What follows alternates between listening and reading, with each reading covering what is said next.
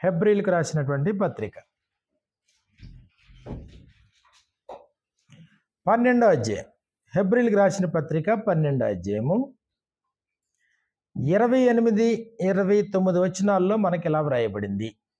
హెబ్రీలకు రాసిన పత్రిక 12వ అధ్యాయము 28, 29 వచనాల్లో, అందువలన మనము నిశ్చలమైన రాజ్యమును పొంది దైవ కృప కలిగి ఉందము. ఆ కృప కలిగి వినయ భయభక్తులతో దేవునికి ప్రీతికరమైన సేవ చేయదము. ఏలయనగా మన దేవుడు దహించు అగ్ని అయి ఉన్నాడు. దేవుడు దహించు అగ్ని అయి ఉన్నాడు. ఇక్కడ ఇందులో ఈ 2 వచనాల్లో 2 సంగతులు ఉన్నాయి. ఒకటి, మొదటిదేంటి? 28, 29 వచనాల్లో ప్రాముఖ్యమైన 2 సంగతులు. ఓకే, నెంబర్ 1, నిశ్చలమైన రాజ్యమును పొంది. నిశ్చలమైన రాజ్యము అంటే దేవుని రాజ్యం, పరలోక రాజ్యం, క్రీస్తు రాజ్యం. ఒకటే, నిశ్చలమైన రాజ్యమును పొంది. రెండోది ఏంటి?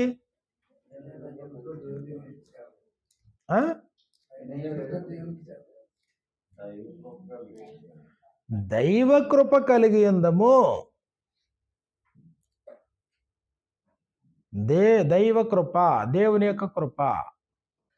ఒకటే నిశ్చలమైన రాజ్యము, 2 దేవుని యొక్క కృప.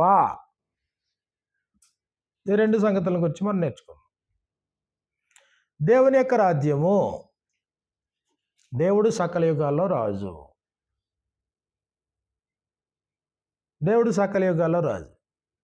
భూలోకమందు ఉన్నటువంటి రాజ్యాలన్నీ ఆయన వశంలో ఉన్నాయి. కీర్తనల గ్రంథము 145వ కీర్తనలో మనం చూస్తే, కీర్తనల గ్రంథము 145వ కీర్తన 13వ వచనంలో మనకి ఇలా వ్రాయబడింది. కీర్తన 145, 13వ వచనంలో, నీ రాజ్యము శాశ్వత రాజ్యము, ఎటర్నల్ కింగ్డమ్. దేవుని యొక్క రాజ్యము శాశ్వత రాజ్యము. నీ రాజ్యపాలన, దేవుని యొక్క రాజ్యపాలన తరతరములు నిలుచును. తరతరములు దేవుని యొక్క రాజ్యపాలన నిలుచును అంటే, దేవుని యొక్క రాజ్యము శాశ్వత రాజ్యము అంటే, ఈరోజు దేవుని రాజ్యం ఉన్నట్టా లేనట్ట? ఒక 100 సంవత్సరాల క్రితం దేవుని రాజ్యం ఉందా లేదా? 2000 సంవత్సరాల క్రితం దేవుని రాజ్యం ఉందా లేదా? 4000 సంవత్సరాల క్రితం దేవుని రాజ్యం ఉందా లేదా? కాబట్టి ఆరంభం నుండి దేవుని యొక్క రాజ్యము ఉంది. ఆయన రాజు అయి ఉన్నాడు. దేవుడు ఏమై ఉన్నాడు? రాజు అయి ఉన్నాడు. దానియేలు గ్రంథంలో మనం చూసినప్పుడు, దానియేలు గ్రంథము 4వ అధ్యాయము, దానియేలు గ్రంథము 4వ అధ్యాయము 34వ వచనంలో మనకి ఇలా వ్రాయబడింది. దానియేలు గ్రంథము 4వ అధ్యాయము 34, 35 వచనాల్లో, ఆ కాలము గడిచిన పిమ్మట నెబుకద్నెజరుని నేను మరలా మానవ బుద్ధి గలవాడనై నా కండ్లు ఆకాశము తట్టు ఎత్తి చిరంజీవియు సర్వోన్నతుడగు దేవుని స్తోత్రము చేసి ఘనపరిచి స్తుతించి తిని.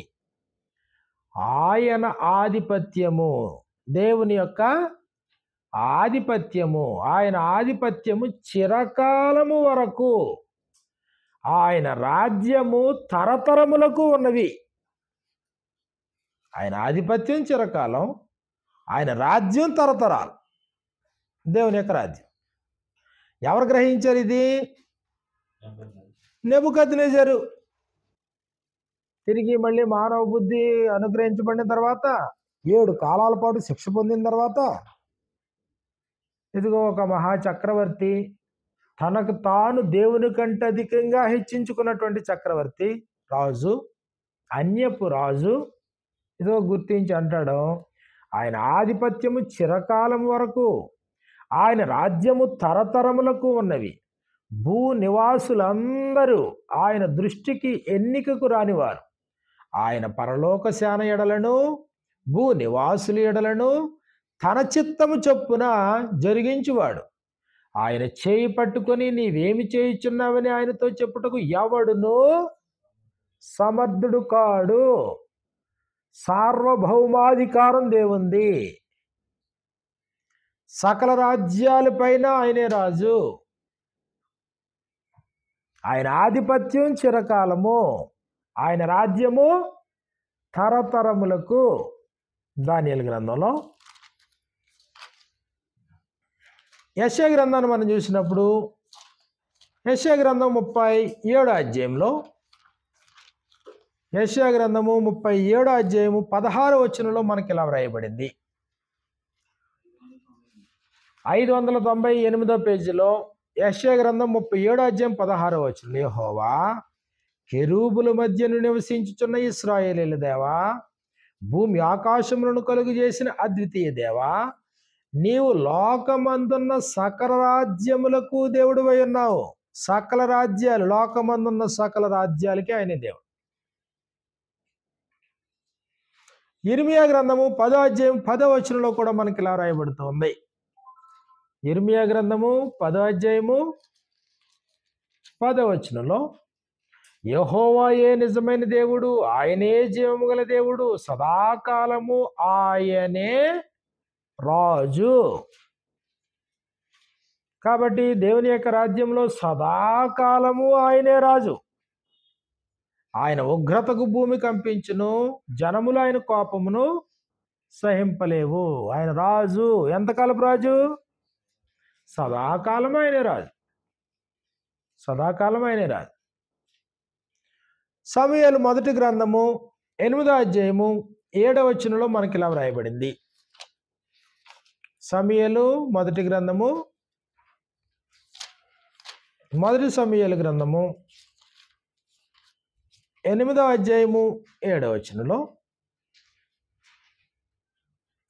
సమూయేలు దగ్గరికి వచ్చినటువంటి ఇశ్రాయేలు పెద్దలందరూ సమావేశమై కూడుకుని వృద్ధుడైనటువంటి సమూయేలుతో మాట్లాడుతూ ఉన్నారు. ఏమని?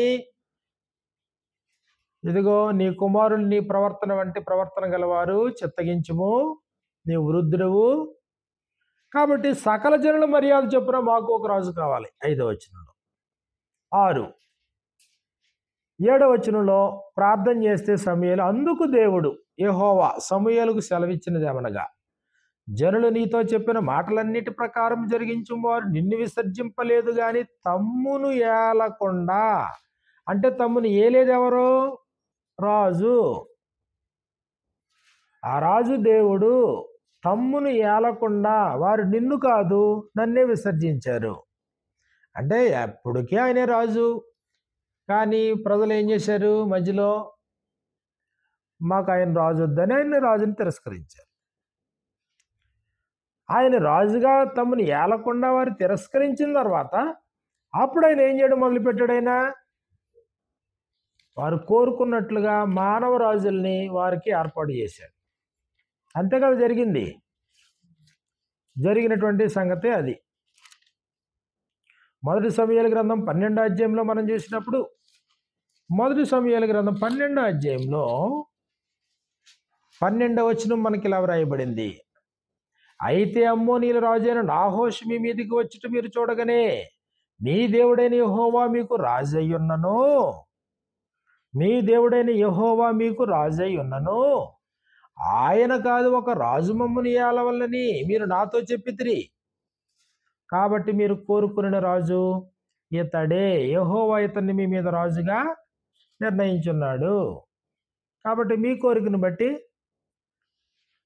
మీరు నన్ను తిరస్కరించినప్పుడు మీరు కోరుకున్న భౌతికమైనటువంటి మీ రాజుని ఇదిగో నేనే నిర్ణయించాను. కాబట్టి మొట్టమొదటి రాజు సౌలు, తర్వాత రాజు దావీదు, తర్వాత రాజు సొలొమోను, ఆ తర్వాత మళ్ళీ రాజ్యం విభాగించబడింది. ఆ తర్వాత రాజులు పరిపాలించారు. సుమారు ఇశ్రాయేలు వారిని 49 మంది రాజులు పాలన చేశారు. కానీ రాజ్యం ఎవరిది? దేవుంది. పాలన చేసింది ఎవరో? వారు కోరుకున్నటువంటి మానవ రాజులు. అయితే సమూయేలు గ్రంథం 12వ అధ్యాయంలో మనం చూసినప్పుడు 7వ అధ్యాయంలో 2వ సమూయేలు గ్రంథం 7వ అధ్యాయంలో దేవుడు దావీదుతో ప్రమాణం చేశాడు, వాగ్దానం చేశాడు. ఆయన దేని గురించి? సంతానాన్ని గురించి, రాజుని గురించి, సింహాసనాన్ని గురించి. సమూయేలు 2వ గ్రంథము 7వ అధ్యాయంలో మనకి ఇలా వ్రాయబడింది 12వ వచనం నుండి. 2వ సమూయేలు గ్రంథం 7వ అధ్యాయం 12వ వచనం నుండి, నీ దినములు సంపూర్ణమగునప్పుడు నీవు నీ పితరులతో కూడా నిద్రించిన తరువాత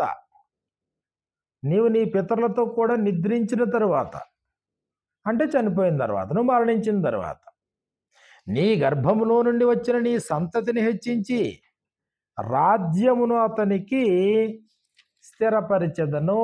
అతడు నా నామఘనత కొరకు ఒక మందిరమును కట్టించును. అతని రాజ్య సింహాసనమును నేను నిత్యముగా స్థిరపరిచెదను. నేను అతనికి తండ్రినయ్యుండును, అతడు నాకు కుమారుడయ్యుండును. నేను అతనికి తండ్రినై ఉంటాను, అతడు నాకు కుమారుడై ఉంటాడు. కాబట్టి ఆయన రాజ్యాన్ని గూర్చి ప్రమాణం చేశాడు. ఆయన కీర్తనల గ్రంథము 89వ కీర్తనలో మనకి ఇలా వ్రాయబడింది. కీర్తనల గ్రంథము 89వ కీర్తన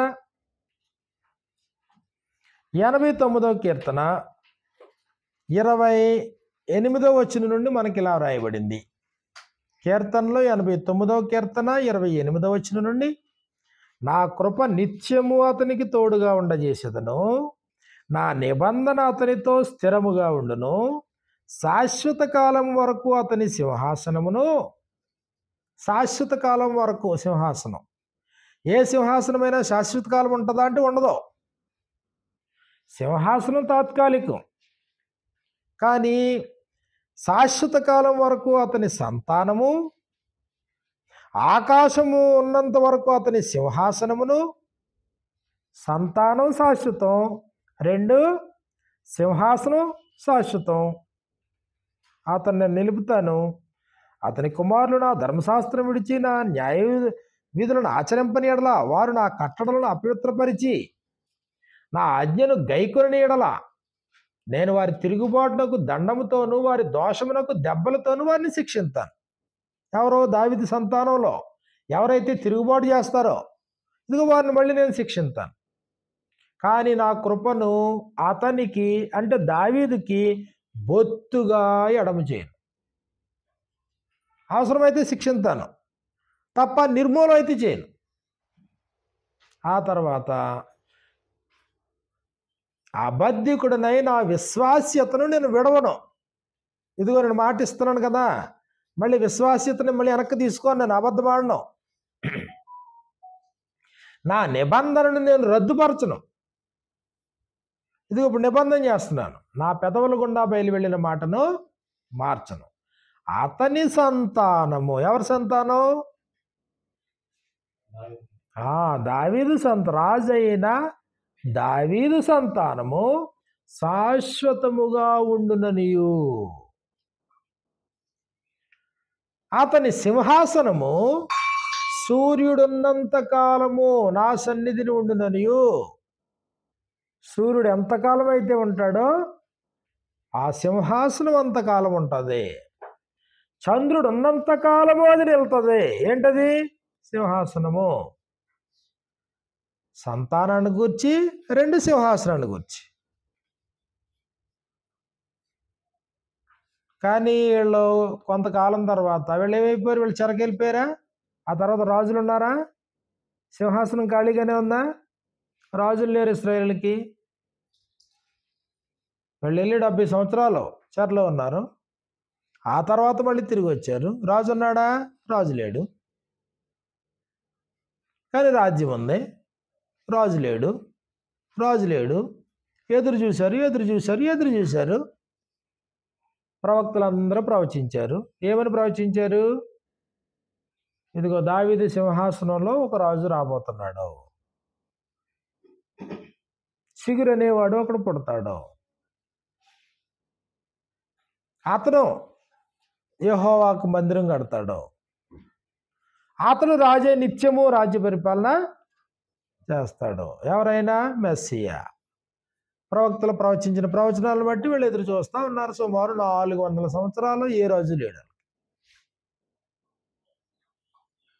అబ్రహాము కుమారుడైన దావీదు కుమారుడు యేసుక్రీస్తు వంశావళి. ఇప్పుడు యేసుక్రీస్తు ఏ సంతానం నుంచి ఇచ్చాడు? దావీదు సంతానం నుంచి, అబ్రహాం సంతానం నుండి. ఇప్పుడు శాశ్వత కాలపు రాజు అన్నప్పటికీ, భౌతికమైన రాజు అయితే శాశ్వత కాలం రాజు ఉండడానికి అవకాశం ఉందా? లేదు. మరి శాశ్వత కాలపు రాజు ఉండాలంటే అది దావీదు సంతానంలో నుంచి వచ్చిన యేసుప్రభు వల్లనే సాధ్యమది. కాబట్టి నేడు దేవుని రాజ్యములో క్రీస్తు రాజై పరిపాలన చేస్తున్నాడు. రాజ్యము దేవుంది, రాజు క్రీస్తు ప్రభు. కాబట్టి ఇప్పుడు యేసు ప్రభు బోధ మొదలు పెట్టాడంటే ఆయన ఏం మొదలు పెట్టాడైనా దేవుని యొక్క రాజ్య సువార్తను గూర్చి ప్రకటించుచు. మత్తయి సువార్త 4వ అధ్యాయము 23వ వచనంలో మనకి ఇలా వ్రాయబడింది. మత్తయి సువార్త 4:23 చదవండి ఎవరైనా.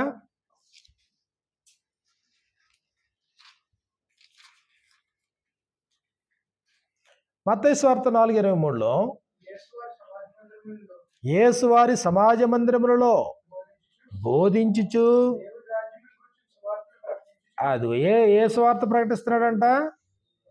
దేవుని రాజ్యమును గూర్చిన సువార్తను ప్రకటించుచు. అది దేవుని రాజ్యమును గూర్చిన సువార్త ఇదిగో మళ్ళీ యేసు ప్రభు ప్రకటించడం మొదలెట్టాడు. అంటే ఇప్పుడు ఈ సువార్త వల్ల మళ్ళీ దేంట్లోకి ఆకర్షిస్తున్నాడైనా? దేనిలోకి పిలుస్తున్నాడు? దేవుని రాజ్యం ఉంది, ఆ రాజ్యంలోకి మీరు రండి. జకర్యా గ్రంథము 6వ అధ్యాయము, జకర్యా గ్రంథము 6వ అధ్యాయము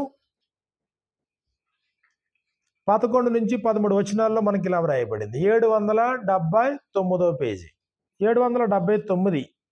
జకర్యా గ్రంథము 6వ అధ్యాయము 11వ వచనం నుండి, వారిని అడిగి వెండి బంగారములు తీసుకొని కిరీటము చేసి ప్రధాన యాజకుడును యెహోజాదాకు కుమారుడైన యెహోషువ తల మీద ఉంచి ఒక కిరీటం చేయాలంట. ఆ కిరీటాన్ని ఏం చేయాలంట?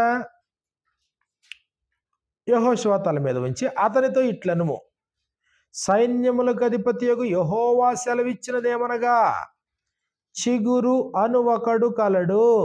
చిగురు అనేవాడు ఒకడు కలడు. అతడు తన స్థలములో నుండి చిగుర్చును. అతడు యెహోవాలయమును కట్టును. అతడే యెహోవాలయమును కట్టును. అతడు ఘనత వహించుకొని సింహాసనాసీనుడై ఏలును. సింహాసనాసీనుడై అతడు యాజకత్వం చేయగా. ఇక్కడ ఒకటే కిరీటం. కిరీటం అన్నప్పటికీ రాజరికానికి సంబంధించింది, 2 యాజకత్వానికి సంబంధించింది. యాజకత్వం, రాజై యాజకత్వం జరిగించేవాడు చిగురు అనేవాడు ఒకడు కలడు. అతడు యెహోవా ఆలయమును కడతాడు. మేకా గ్రంథంలో మనం చూసినప్పుడు, మేకా గ్రంథము 5వ అధ్యాయము 2వ వచనంలో మనకి ఇలా వ్రాయబడింది. మేకా గ్రంథము 5వ అధ్యాయము 2వ వచనంలో 766 పేజీలో మనకి ఇలా రాయబడింది. మేకా గ్రంథము 5వ అధ్యాయము 2వ వచనంలో, బెత్లెహేము ఎఫ్రాతా, యోదావారి కుటుంబములలో నీవు స్వల్ప గ్రామమైనను నా కొరకు ఇశ్రాయేలీలను ఏలబోవాడు నీలో నుండి వచ్చును. అవి ఎక్కడి నుంచి వస్తాడో చెప్తున్నాడు. బెత్లెహేము ఎఫ్రాతా, యోధా కుటుంబాలన్నిటిలో కూడాను అంటే కుగ్రామం అట, స్వల్పమైన గ్రామమైనను నా కొరకు ఇశ్రాయేలీలను ఏలబోవాడంటే ఎవరు? రాజు. నీలో నుండి వచ్చును. పురాతన కాలం మొదలుకొని శాశ్వత కాలం వరకు అతను ప్రత్యక్షమగుచుండును. ఒక రాజు రాబోతున్నాడు. ఎక్కడి నుంచి? బెత్లెహేము నుంచి రాబోతున్నాడు. యెషయా గ్రంథము 7వ అధ్యాయము 14వ వచనంలో మనకి ఇలా వ్రాయబడింది. యెషయా గ్రంథము 7వ అధ్యాయం 14వ వచనం నుండి, యెషయా గ్రంథము 7వ అధ్యాయము 14వ వచనం నుండి, కాబట్టి ప్రభు తానే ఒక సూచన మీకు చూపును, ఆలకించుడి. కన్యక గర్భవతి అయి కుమారుని కని అతనికి ఇమ్మానుయేలును పేరు పెట్టును. కన్యక గర్భవతి కుమారుని కంటది, అతనికి ఇమ్మానుయేలును పేరు. మత్తయి సువార్త 1వ అధ్యాయంలో మనం చూస్తే, మత్తయి సువార్త 1వ అధ్యాయంలో కూడా మనకి ఇలా రాయబడింది. ఆయన పుడతాడు, ఆయన సర్వోన్నతిని దేవుని కుమారుడు అనబడతాడు అన్నాడు. లూకాసు వార్త 1వ అధ్యాయంలో, లూకాసు వార్త 1వ అధ్యాయం 31 నుంచి 33 వచనాలు మనకి ఇలా వ్రాయబడ్డాయి. లూకాసు వార్త 1వ అధ్యాయము 31 నుండి, ఇదిగో నీవు గర్భము ధరించి కుమారుని కని ఆయనకు యేసు అని పేరు పెట్టదు. ఆయన గొప్పవాడై సర్వోన్నతుని కుమారుడు అనబడును. ప్రభువైన దేవుడు ఆయన తండ్రి అయిన దావీదు సింహాసనమును ఆయనకి ఇచ్చును. అదిగో తండ్రి అయిన దావీదు సింహాసనం అంటే సింహాసనం దావీద్దా? దేవుని సింహాసనం దావీదుకి ఇచ్చాడు. దేవుడు దావీదుతో వాగ్దానం చేశాడు, ప్రామిస్ చేశాడు. కాబట్టి ఆ వాగ్దానం ప్రకారం ఇప్పుడు కన్యక గర్భవతి కుమారుని కంటుంది, ఆయనకి యేసు అని పేరు పెడుతున్నా, ఇమ్మానుయేలు అని దానికి అర్థం అన్నాడు చూసారా. ఇప్పుడు ఆయనకి ఏమేమి అప్పగించబడుతుందంట? ప్రభువైన దేవుడు ఆయన తండ్రి అయిన దావీదు సింహాసనమును ఆయనకి ఇచ్చును. ఆయన యాకోబు వంశస్థులను యుగ యుగములు ఏలును. ఆయన రాజ్యము అంతము లేనిదై ఉండునని ఆమెతో చెప్పెను. ఆయన రాజ్యానికి అంతం ఉండదు. యాకోబు వంశస్థులు ఎంతకాలం వెళ్తాడైనా? యుగ యుగములు వెళ్తాడు. కాబట్టి దేవుడు దావీదుతో వాగ్దానం చేశాడు, సకల యుగాల్లో ఆయన రాజు. ప్రజలందరూ వెళ్ళారు, మాకు భౌతికమైన రాజు కావాలన్నారు. సకల జనుల మర్యాద చొప్పున ఏం చేశాడు? వారి అభ్యర్థనను మన్నించాడు దేవుడు. వారు నిన్ను కాదు నన్నే విసర్జించారు, తమను ఏలకుండా. Okay, granted. భూరాజులు వచ్చారు, దావీదుతో దేవుడు నిబంధన చేసుకున్నాడు. ఏం చేశాడు నిబంధన? ఏంటి? నీ సింహాసనం నీ సంతానం, నీ సంతానం నీ సింహాసనం, నిత్యము నేను స్థిరపరుస్తాను. ఒకవేళ నీ పిల్లల్లో ఎవరైనా తప్పులు చేశారనుకో, శిక్షిస్తాను, దండిస్తాను, బొత్తిగా నాశనం చేయను. అంటే నీ సంతానాన్ని జీరో చేయను, ఎప్పుడు నీ శాశ్వతం మిగిల్చుకుంటూనే వస్తాను. కానీ శాశ్వత కాలం నీ సంతానం ఉంటాను. సూర్యుడు ఉన్నంతకాలం, చంద్రుడు ఉన్నంతకాలం నీ సింహాసనం నిలబడి ఉంటాను. ఈరోజు సూర్యుడు ఉన్నాడంటే దేవుని సింహాసనం ఉందా? దావీదు సింహాసనం ఉందా? ఉంది. మరి సింహాసనం ఉంటే రాజు ఎవరు? ప్రభువైన యేసుక్రీస్తు వారు రాజు. శాశ్వత కాలము ఉండేటువంటి ఆయన పరిపాలనలోనూ ఉన్నావా? అది ప్రశ్న. ఆయన రాజ్యంలోనికి నువ్వు ప్రవేశించావా? దేవుని యొక్క రాజ్యంలోనికి ప్రవేశించటానికే దేవుని యొక్క రాజ్య సువార్తను విన్నావా? యేసు ప్రభు భూమి మీదకి వచ్చినప్పుడు చేసిన పని అదే. బాప్తిసం ఇచ్చేటువంటి యోహాను ప్రకటించింది కూడా దాని గురించే. పరలోక రాజ్యం సమీపించి ఉన్నది, మీరు మారుమనసు పొందండి. యేసు ప్రభు కూడా దేని గురించి ప్రకటించాడు? దేవుని రాజ్యమును గూర్చిన సువార్తను ప్రకటించుచు. అపోస్తలులు దేని గురించి ప్రకటించారు? వాళ్ళు కూడా దేవుని రాజ్యాన్ని గురించి ప్రకటించారు, అపోస్తలులు కూడా. అంటే ఈరోజు దేవుని యొక్క రాజ్య స్వార్థ యొక్క ఉద్దేశం ఏంటంటే, దేవునికి ఒక రాజ్యం ఉంది, ఆ రాజ్యంలో నువ్వు ప్రవేశించావా? లేదండి, ఇంకా భూ సంబంధమైన రాజ్యాల గురించి కొట్లాడుకుంటున్నామండి మేము. ఇంకా భూ సంబంధమైన రాజులు, భూ సంబంధమైనటువంటి అధిపతులు, అధికారులు, భూ సంబంధమైన పార్టీలే ఇంకా మా మనసులో ఉన్నాయండి. కాబట్టి ఇది నెగ్గుతుందా, అది నెగ్గుతుందా, అదా ఇదా ఇదా అదని బెట్టింగ్లో ఉన్నామండి, కొట్లాడుతూ ఉన్నామండి. ఇంకా అంటే నువ్వు ఇంకా భౌతికంగా నువ్వు ఆలోచిస్తున్నావు. కానీ దేవుని రాజ్యం ఉంది. దేవుని రాజ్యం వచ్చింది. క్రీస్తు ప్రభు దానికి రాజు అయి ఉన్నాడు. ప్రభు అయిన యేసుక్రీస్తు వారిని సిలువ వేసేటువంటి సందర్భంలో కూడా పిలాతు యేసుప్రభు వారిని అడిగాడు, నీవు రాజువా అని అడిగాడా? యోహాను సువార్త 18వ అధ్యాయాన్ని మనం చూస్తే, యోహాను సువార్త 18వ అధ్యాయము 35వ వచనం నుండి మనకి ఇలా రాయబడింది. 33 నుండి, యోహాను సువార్త 18వ అధ్యాయము 33వ వచనం నుండి, పిలాతు తిరిగి అధికార మందిరంలో ప్రవేశించి యేసుని పిలిపించి, ఇదిగో ఇంక తీర్పు తీర్చబోతున్నాడు, శిక్ష వేయబోతున్నాడు, లేదా తప్పించబోతున్నాడు. అలాంటి సందర్భంలో ఆయన అధికార మందిరంలోనికి పిలిపించి, యూదుల రాజువు నీవేనా అని ఆయనను అడుగుగా, యేసు, నీ అంతట నీవే ఈ మాట అనుచున్నావా, లేక ఇతరులు నీతో నన్ను గూర్చిది చెప్పితిరా అని అడిగాను. అందుకు పిలాతు, నేను యూదుడినా ఏమి? యూదుడు కాదు, అన్యుడు ఇతను పిలాతు. యూదుడైతే ఆల్రెడీ ధర్మశాస్త్ర ప్రకారం తమ ప్రవక్తలు చెప్పింది తెలుసు. నేను యూదుడినా ఏమి?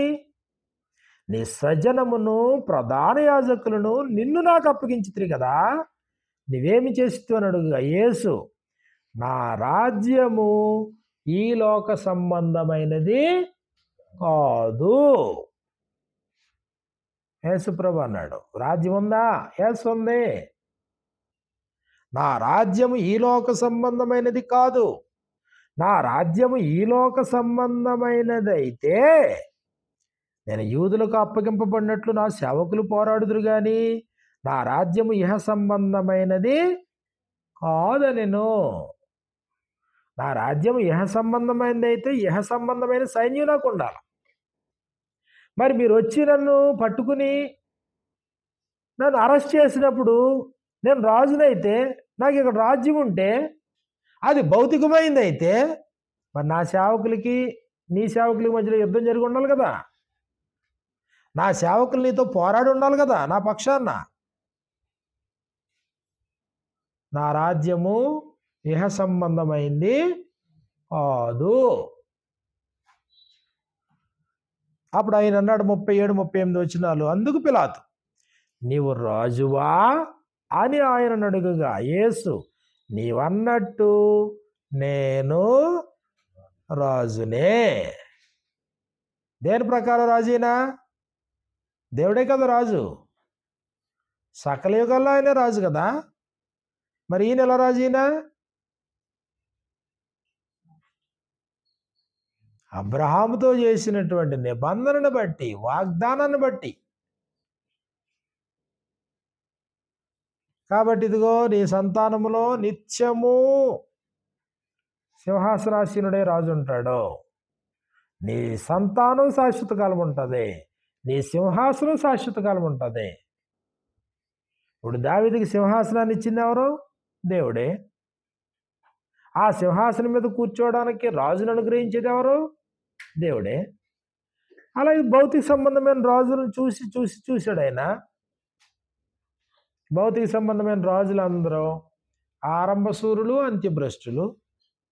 ప్రారంభంలో అందరూ బాగానే ఉన్నారు, కానీ అధికారంలోకి వచ్చిన తర్వాత గర్వించారు, అహంకారం చూపించారు, స్థిరపడిన తర్వాత చెడిపోయారు, తిరుగుబాటు చేశారు, ధర్మశాస్త్రపు విధుల్ని ఆచరించలేదు, గౌరవించలేదు, ప్రజలు సరిగా పరిపాలించలేదు.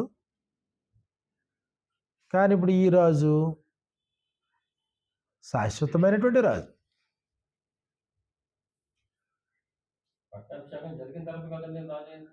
ఏమండి? చనిపోయి తిరిగి లేచిన తర్వాత పట్టాభిషేకం జరిగిన తర్వాత అంతే. నేను రాజునే, దేవుడు డిక్లేర్ చేయాలి అది. అపోస్తుల కార్యాలు 2వ అధ్యాయంలో మీరు సిలువ వేసిన ఈ యేసునే దేవుడు ప్రభువుగాను క్రీస్తుగాను నియమించెను. He was appointed. ఇశ్రాయేలు వంశమంతయు దీని రూఢిగా తెలుసుకోవాలి. మత్తయి సువార్త ఉందనుకో, మత్తయి సువార్త అంతా యేసు ప్రభు రాజు అని నిరూపించడానికి రాయబడింది. ఆయన రాజు.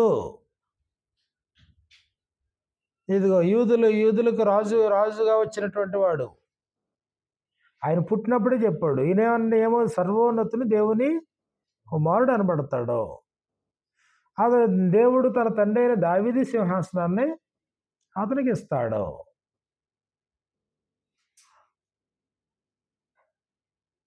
కాబట్టి క్రీస్తు ప్రభు దేహంతో ఉంటే శాశ్వత కాలం రాజుగా ఉండే అవకాశం లేదు కదా. శాశ్వత కాలం అంటే భౌతికమైన వాడు ఎలా రాజు అవుతాడు? వీళ్ళు అనుకున్నారు, అబ్బా చక్కగా మంచి భోజనం పెడుతున్నాడు, మంచి అవసరతలన్నీ తీరుస్తున్నాడు, ఈయన ఇలాంటి వాడు మాకు రాజు అయితే ఎంత బాగుంటుంది అనుకున్నారు. వెంటనే ఆయన రాజుని చేయడానికి సిద్ధపడిపోయారు. మరి యేసుప్రభు ఏం చేసేటప్పుడు అక్కడి నుంచి తప్పించుకుని వెళ్ళిపోయాడు ఆయన. యోహాను సువార్త 6వ అధ్యాయంలో, యోహాను సువార్త 6వ అధ్యాయం 15వ వచనంలో మనకి ఇలా వ్రాయబడింది. యోహాను సువార్త 6:15, రాజుగా చేయుటకు వారు వచ్చి తన్ను బలవంతముగా పట్టుకొనబోచున్నారని యేసు ఎరిగి. బలవంతాన్ని పట్టుకుని రాజుని చేసేద్దామనే. ఏంటంట పరిస్థితి? 9వ వచనంలో, ఒక చిన్నవాని యొద్ద 5 యవల రొట్టెలు 2 చిన్న చేపలు ఉన్నాయి. 10వ వచనంలో, వాళ్ళందరినీ కూర్చోబెట్టాడు, వాటిని ఆశీర్వదించాడు, వడ్డించమన్నాడు. ఎంతమంది భోజనం పెట్టాడు ఆ రోజు? లెక్కకు ఇంచుమించు 5,000 మంది పురుషులు. 5,000 మంది పురుషులకు భోజనం చేసిన తర్వాత 12వ వచనంలో, తృప్తిగా తిన్న తర్వాత ఏమీ నష్టపోకుండా మిగిలిన ముక్కలన్నీ పోగు చేసి 11వ వచనంలో, వారికి ఇష్టమైనంత మట్టుకు వడ్డించి, ఏంటది? చేపల ఫ్రై, మంచి రొట్టె, చక్కటి భోజనం తిన్నారు కదా. ఏమనుకున్నట్టు ఇప్పుడు వీళ్ళు? అబ్బా అద్భుతమైన సంక్షేమ పథకాలు, మనిషికి అవసరమైన ప్రాథమికమైనది 5 రొట్లు 2 చిన్న చేపలు తీసుకుని 5,000 మందికి ఈయన భోజనం పెట్టగలిగాడంటే, ఇలాంటి వాడు మనకు రాజు అయితే ఎంత బాగుంటుంది అని చెప్పేసి 15వ వచనంలో, రాజుగా చేయుటకు వారు వచ్చి తన్ను బలవంతముగా పట్టుకొనపోవచ్చున్నారని యేసు ఎరిగి. బలవంతాన్ని తీసుకెళ్ళిపోయి రాజుని చేసేద్దామని ప్లాన్ చేశారు. ఎరిగి మరలా కొండకు ఒంటరిగా వెళ్ళిపోయాడు. అక్కడి నుంచి వెళ్ళిపోయాడు, తప్పించుకున్నాడు. అంటే వీళ్ళు ఏం కోరుతున్నారు? ఇదిగో దావీదు లాంటి వాడు, సొలొమోను లాంటి వాడు, సౌలు లాంటి వాడు, లేకపోతే మిగిలిన రాజులు లాంటి ఒక రాజు. భౌతికంగా మా పితరులందరూ అనుభవించినట్లుగా మాకు ఒక రాజు. కానీ దేవుని యొక్క ఆలోచన ఏంటి? శాశ్వత కాలపు రాజుగా ఉండాలి. అంతం లేని ఆయన రాజ్యానికి రాజుగా ఉండాలి. తరతరాలు యుగయుగాలు ఉండే రాజ్యానికి అధిపతిగా ఉండాలి. కాబట్టి దేవుని యొక్క రాజ్యం అన్నప్పటికీ అది భౌతికమైంది కాదు. అది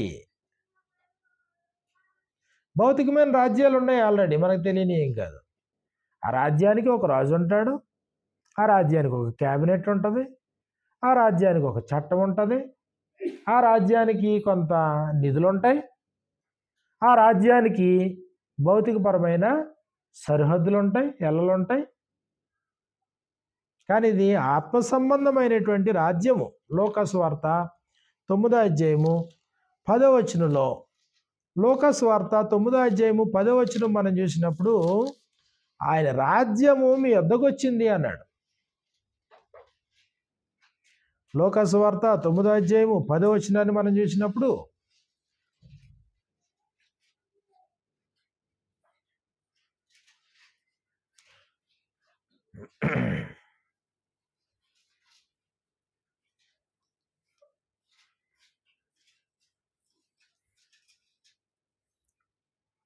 11వ వచనంలో జనసమూహంలో తెలుసుకుని ఆయన వెంబడింపగా ఆయన వారిని చేర్చుకొని దేవుని రాజ్యంను గూర్చి వారితో మాట్లాడుచు, దేవుని రాజ్యాన్ని గురించి మాట్లాడుతూ ఎక్కడికి వెళ్ళినా రాజ్యమును గూర్చిన స్వార్థం ప్రకటిస్తూనే ఉన్నాడు. రాజ్యమును గూర్చినటువంటి సువార్త. మత్తయి సువార్త 4:17 వచనంలో మనం చూసినప్పుడు యేసు ప్రభువారు బాప్తిసం పొందారు. బాప్తిసం పొందిన తర్వాత ఇదిగో ఆయన అపవాది చేత శోధించబడ్డాడు. ముమ్మారు అపవాదిని జయించాడు, నెగ్గాడు. 17వ వచనంలో మనకి ఇలా వ్రాయబడింది. అప్పటి నుండి యేసు పరలోక రాజ్యము సమీపించి ఉన్నది గనుక మీరు మారు మనసు పొందుడని, పరలోక రాజ్యము సమీపించి ఉన్నది కనుక మీరు మారు మనసు పొందుడని చెప్పుచు ప్రకటింపు మొదలుపెట్టెను. యేసు గలిలే సముద్ర తీరం నడుచుండగా ఇదిగో ఒక్కొక్కరు ఎదురవుతున్నారు. వారు ఒక్కొక్కరికి దేవుని యొక్క రాజ్యాన్ని గురించి ఆయన పరిచయం చేస్తా ఉన్నాడు.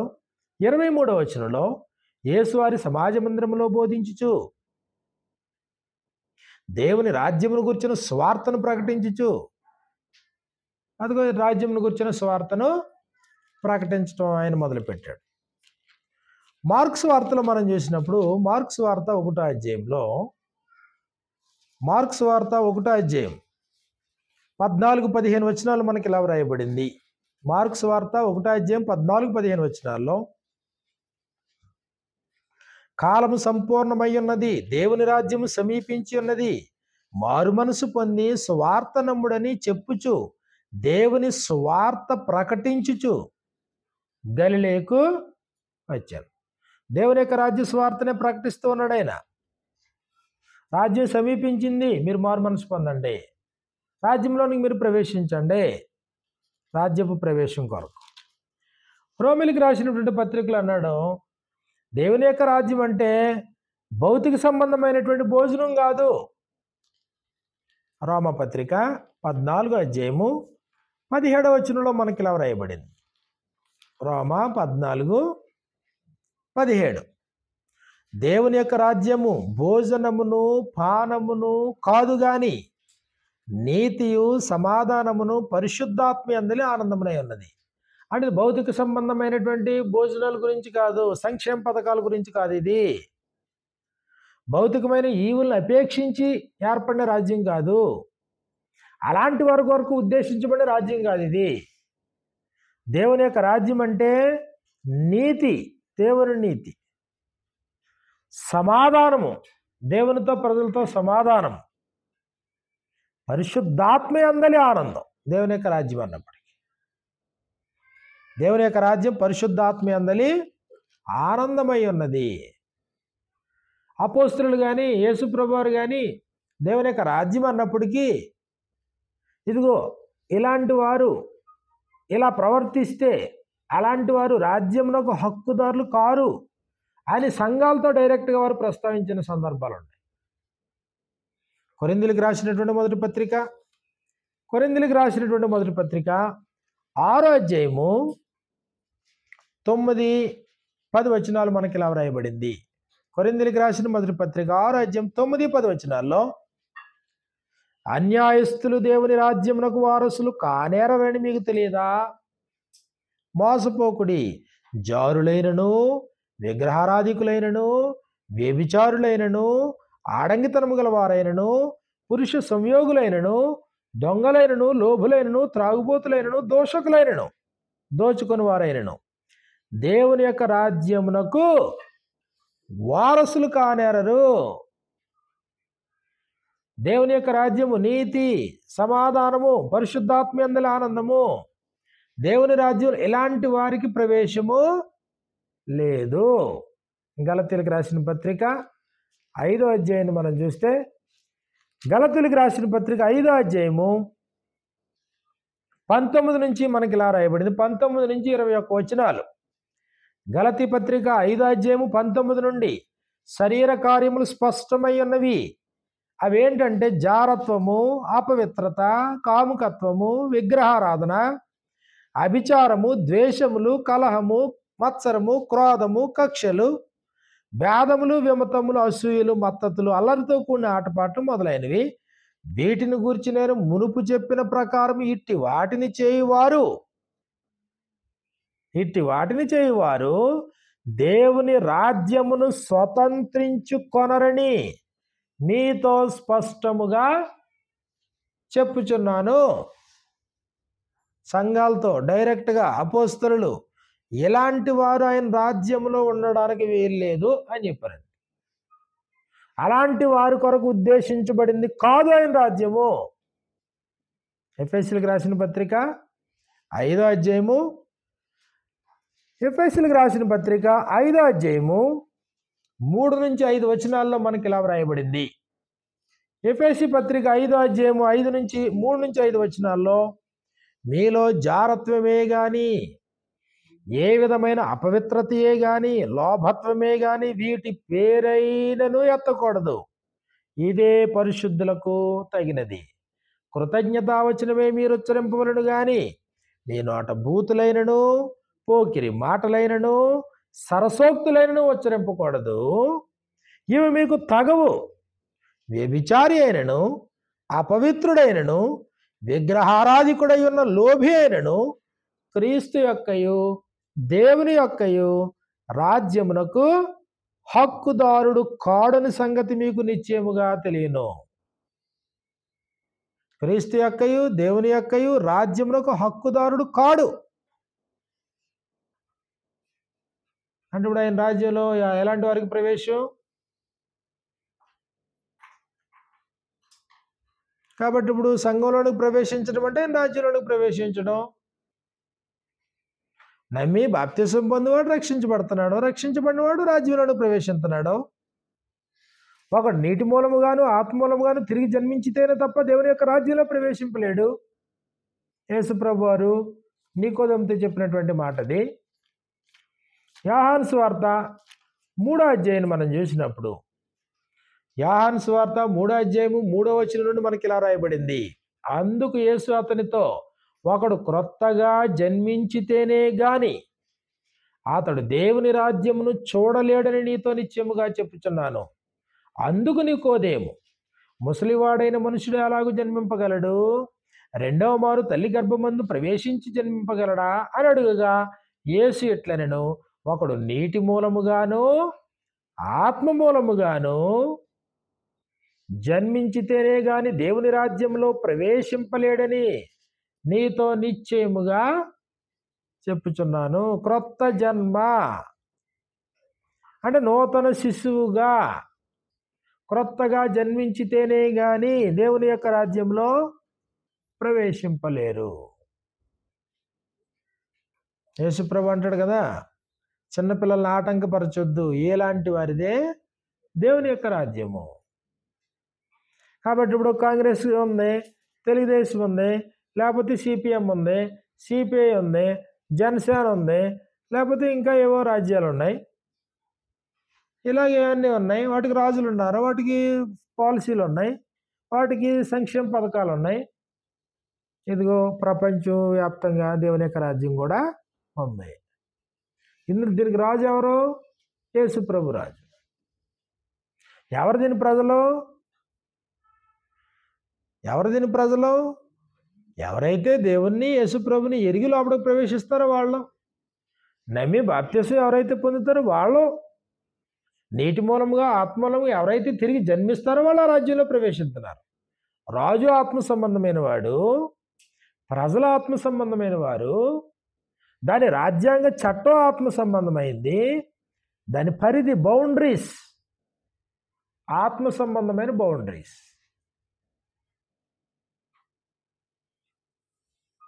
ప్రకటన గ్రంథం 5వ అధ్యాయము 10, 9, 10 వచనాల్లో మనకి ఇలా వ్రాయబడింది. ప్రకటన గ్రంథము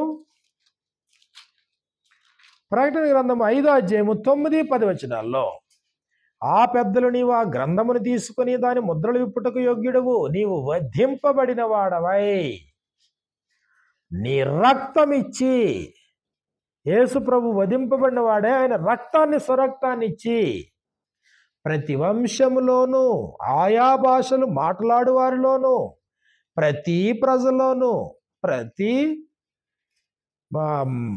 ప్రజలో, ప్రతి జనములోను దేవుని కొరకు మనుషులను కొని, రక్తముతో దేవుని కొరకు మనుషులను కొని వారిని దేవునికి ఒక రాజ్యముగాను, ఒక రాజ్యం యాజకులను గాను చేసితివి. కాబట్టి ఒక రాజ్యం, దేవుని రాజ్యం భూమి మీద ఉంది. ఆ రాజ్యంలో నువ్వు ఉన్నావా? ఆ రాజ్యాన్ని గురించిన స్వార్థను నువ్వు విన్నావా? ఆ రాజ్యంలో నీకు భద్రత ఉంటుంది.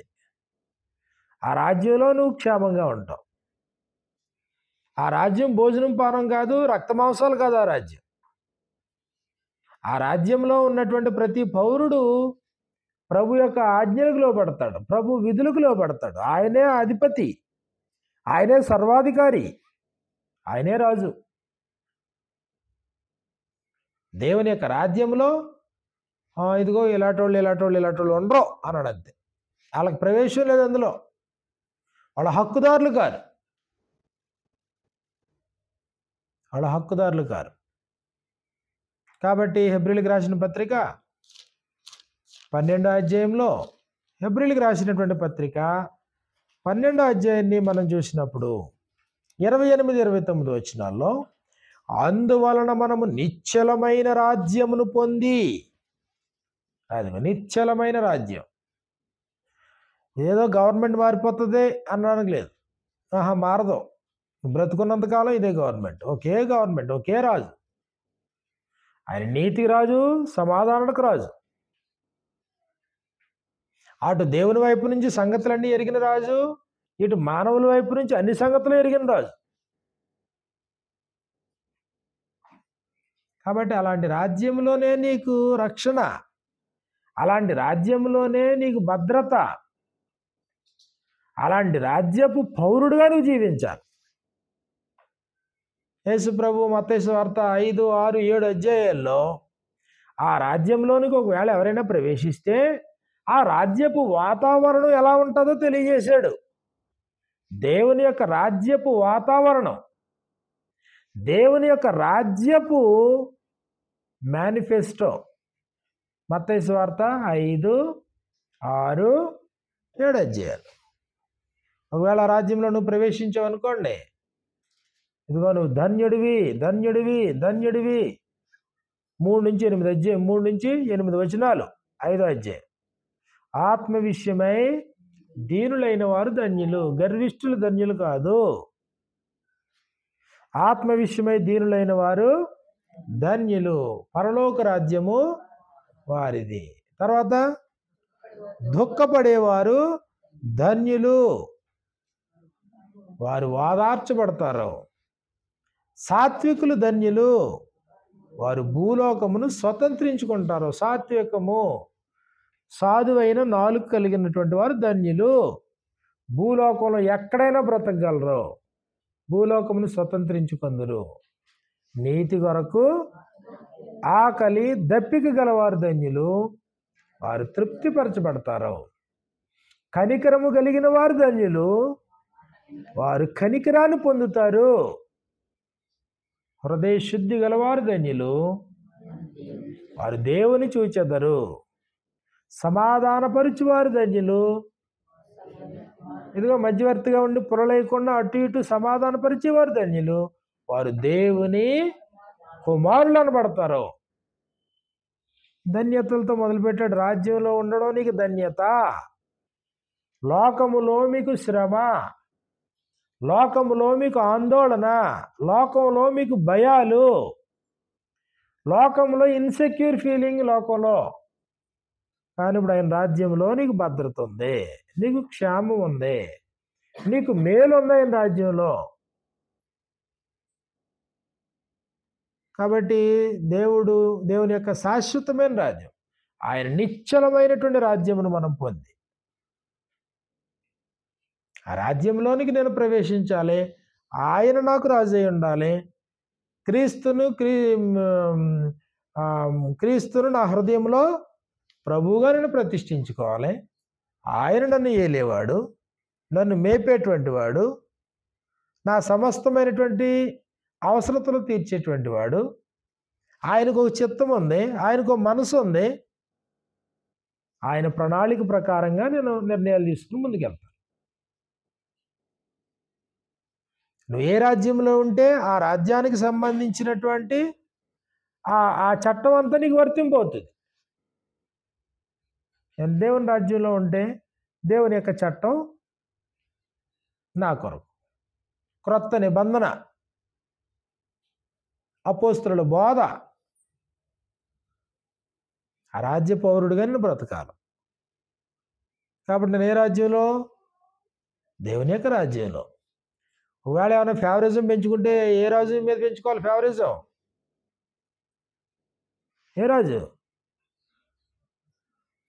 దేనికోటే దానికోటే, ఇది అది ఇది ఇది మొత్తం మీద జెండాలు అట్టుకుని తిరగడం కాదు. లేకపోతే పొద్దున్నే చూసిన పోస్టు అరగుండు చేసుకుని, అరమేసం కట్ చేసుకుని, అరగడ్డం చేసుకుని తిరుగుతున్నాడు ఒకడు తిరుపతిలోని. వాడు మహాడుతున్నాడు. మళ్ళీని ఆవిడ బలవంతం చేయలేదు, ఆడే ఇష్టపూర్వకంగా చేసుకున్నాడు. ఇదిగో వైఎస్ఆర్సీపీ ఓడిపోతే అరగుండుతో తిరుగుతానండి నేను మాట ఇచ్చాను. ఇదిగో ఇప్పుడు అరగుండు, అరమేసం, అరగడ్డం. ఎందుకు వచ్చిన పోట్లాడికి? ఇదిగో మనకి ఇక్కడ ఎవరో ఇతను ఒక అతను ఉంటాడు కదా, కాపు లీడరు, ముద్రగడ పద్మనాభం. ఇదిగో ఏది వైఎస్ఆర్సీపీ జగన్ నెగ్గకపోతే నా పేరు ముద్రగడ పద్మనాభం కాదు, ముద్రగడ పద్మనాభం రెడ్డిని పెట్టేసుకుంటాను అన్నాడంట. ఎవరేమో అతను బలవంతం చేయలేదు, అతను స్టేట్మెంట్ ఇస్తున్నాడు. అతను ఇదిగో నేను గెజిట్కి నేను లెటర్ రాశాను, నేను మాట మీద నిలబడే వ్యక్తిని, ఇదిగో నేను నా పేరుని ముద్రగడ పద్మనాభం రెడ్డి అని మార్చేసుకుంటున్నాను. అజ్ఞానం, అవివేకం కదా, దుర్మార్గం కదా. ఎందుకు వచ్చినాయి ఆశలు ఇవన్నీ? 4 రోజులు ఉండి పోయేవాళ్ళు. మోడీ ఎంతకాలం మోదుతాడు, చంద్రబాబు నాయుడు ఎంతకాలం మోదుతాడు, పదవిలో ఉంటాడు కానీ పోవచ్చు, అది విశేషం ఏం లేదు అందులోని. ఎవరికి శాశ్వతం? ఏది శాశ్వతం? కాబట్టి దేవుడు మారుస్తూ ఉన్నాడు. జనాలు పిచ్చెక్కిన వాళ్ళు తిరుగుతున్నారు అంతే. వాళ్ళ ఇంటి మీదకి వెళ్ళి వీళ్ళు రాలేడు, వీళ్ళ ఇంటి మీదకి వచ్చి వాళ్ళు రాలేడు, ఆడిని కొట్టడం, ఈయన తిట్టడం, ఇది పరిస్థితి. మనము నిశ్చలమైన రాజ్యమును పొంది, ఈ రాజ్యం ఎప్పటికీ షేక్ అవ్వదు. ఈ రాజ్యం అంతం లేనిది. ఈ రాజ్యం నువ్వు చనిపోయేటంత వరకు నీకు భరోసానిచ్చే రాజ్యం ఇది. ఆయన రాజ్యంలో పౌరుడిగా నువ్వు బ్రతకాలి. ఆయన రాజ్యంలోనికి నువ్వు ప్రవేశించాలి. కాబట్టి ఆయన ప్రవేశించాలంటే నీటి మూలముగా, ఆత్మూలముగా తిరిగి జన్మించితేనే కానీ దాంట్లో ప్రవేశం లేదు. ఎవరికి పడితే వాళ్ళకి అందులో సభ్యత్వం ఇచ్చేది లేదు. అప్పుడు నీకు ఒక రాజు, అప్పుడు నీకు చట్టం, అప్పుడు నీ తోటి సభ్యులు, పౌరులు, ఆ రాజ్య పౌరులు ఆత్మ సంబంధమైన వారే, రాజు ఆత్మ సంబంధమైన వాడే, చట్టం ఆత్మ సంబంధమైనదే, దాని పరిధి బౌండరీస్ కూడా ఆత్మ సంబంధమైనవే. కాబట్టి అలాంటి రాజ్యాన్ని మనం పొంది క్షేమంగా మన జీవితాన్ని కొనసాగించుకోవాలి.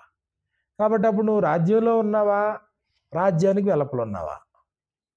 రాజ్యానికి వెలుపల ఉన్న వారికి రాజ్యమును గురించినటువంటి సందేశం యేసుప్రభు ఇచ్చాడు.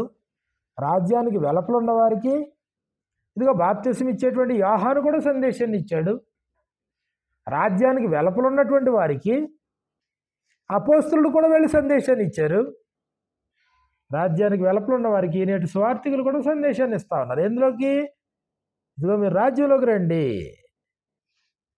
రాజ్యంలోనికి ప్రవేశించండి. కాబట్టి వెలుపల ఉన్నటువంటి వాడు రాజ్యంలోనికి ప్రవేశించాలి. అది ప్రాముఖ్యమైనటువంటి సంగతే. చిన్న బ్రేక్ తీసుకుందాం, తర్వాత మరిన్ని సంగతులు నేర్చుకుందాం. అందరికీ వందనాలు.